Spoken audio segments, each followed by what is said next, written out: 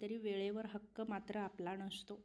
कारण अनेकदा बघू नंतर करण्यात वेळ कधी आपल्या हातून निसटून जातो हे आपल्याला कळतसुद्धा नाही. जसा श्वास हा जीवन जगायला गरजेचा असतो, तसाच विश्वास हा आयुष्य जगायला तेवढाच गरजेचा असतो.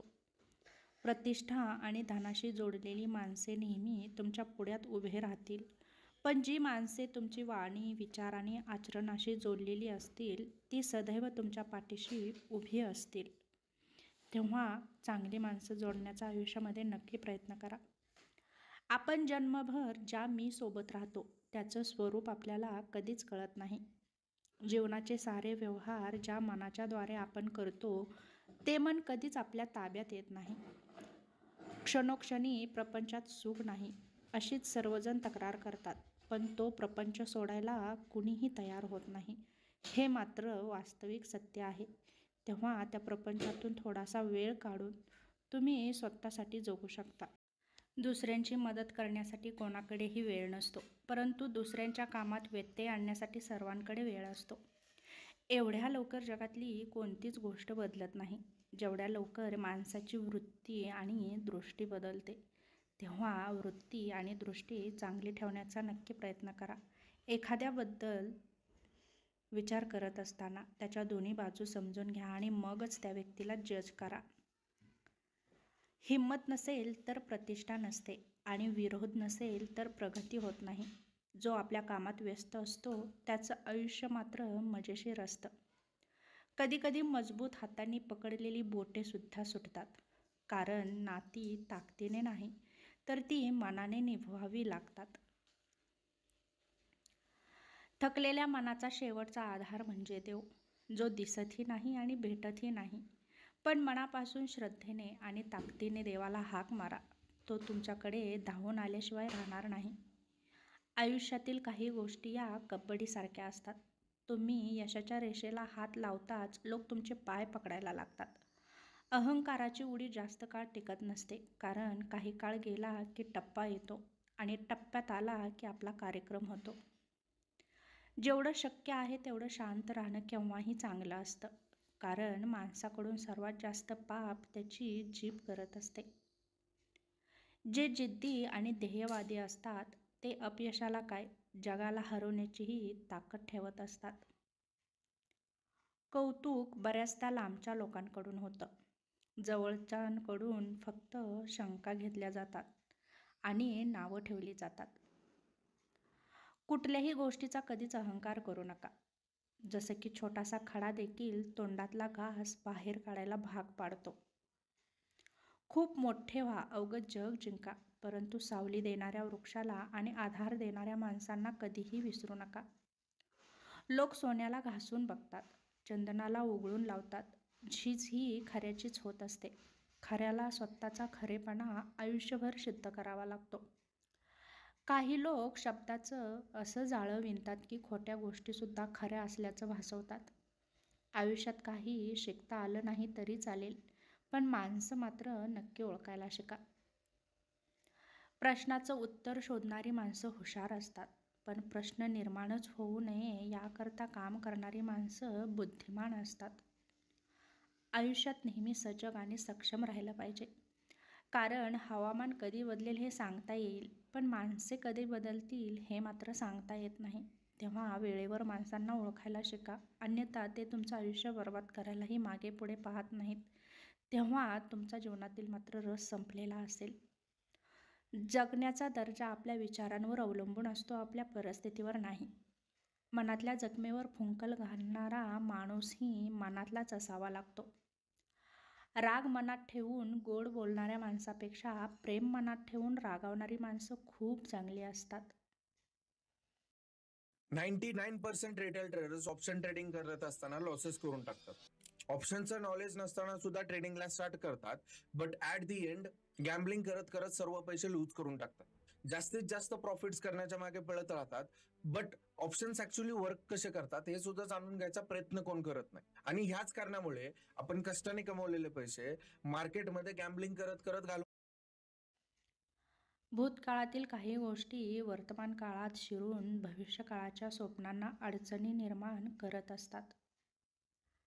जसं की बोलण्यासारखं बरंच काही असताना देखील स्मितहास्य करून वेळेवर विषय हाताळणं यालाच कदाचित अनुभव म्हणतात.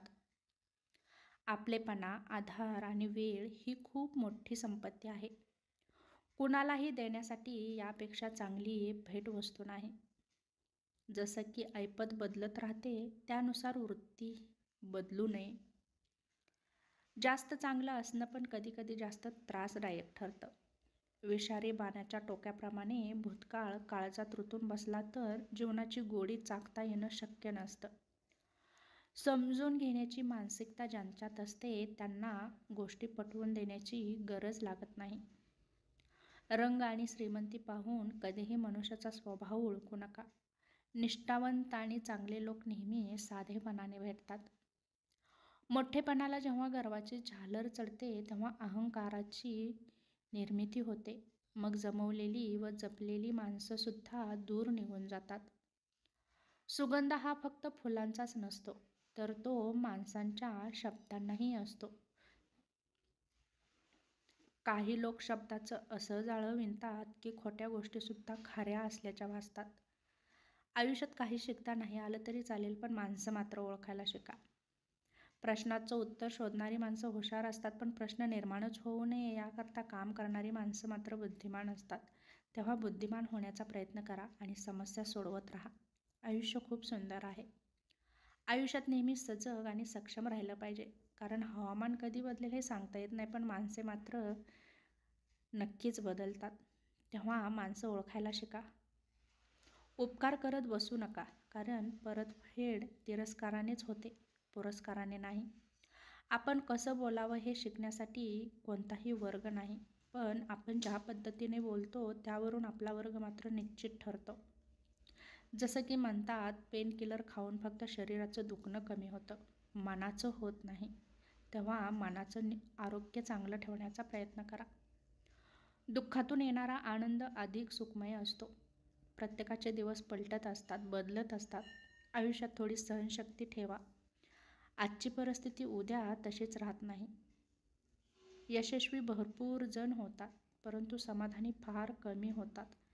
यश हे जरी आपल्या कर्तृत्वाचा विजय असला तरी समाधान हा आपल्या मनाचा विजय असतो. तेव्हा समाधानी राहण्याचा प्रयत्न करा. जीवन एक सत्य गोष्ट आहे. तिचं तात्पर्य कोणाला सांगताही येत नाही आणि कुठल्या शब्दात मांडताही येत नाही, कारण जीवन हे एक वास्तविक सत्य कथा आहे. तिला वाचायला आपलं पूर्ण आयुष्य पणाला लागतं. चांगले काम करणारा माणूस कधीच सन्मान मागत नाही, त्याचं कार्यच त्याला सन्मानास पात्र बनवत असतं. तेव्हा चांगलं कार्य करत राहा. वैचारिक सौंदर्य लाभलेल्या व्यक्तीचा सहवास सर्वोत्तम सहवास असतो. जबरदस्तीच्या सहवासापेक्षा स्वाभिमानाने स्वीकारलेला एकटेपणा कधीही चांगला असतो. सर्वात मोठं न्यायालय माणसाचं मन असतं. काय चूक आणि काय बरोबर हे सर्व काही ते जाणत असतं. तेव्हा कधीकधी अंतर्मुख व्हा आणि स्वतःचं निरीक्षण करा. जो जेवढा जास्त संवेदनशील त्याच्या आयुष्यात तेवढाच जास्त वेदना. जीवनातले सर्वात कणखर आव्हान म्हणजे मनाला लावून न घेणं. आपल्या दैनंदिन जीवनात सगळं काही संपले असं वाटत असलं तरी तेव्हा एकच लक्षात ठेवायचं की अद्याप आपण शिल्लक आहोत, याचा अर्थ अजून बरंच काही शिल्लक आहे. स्वतःच्या आत्मविश्वासाची ढाल मजबूत असेल तर जगाने तुमच्या खच्चीकरणासाठी कितीही उलाढाल करू द्या, त्याचा काहीच फरक पडत नाही.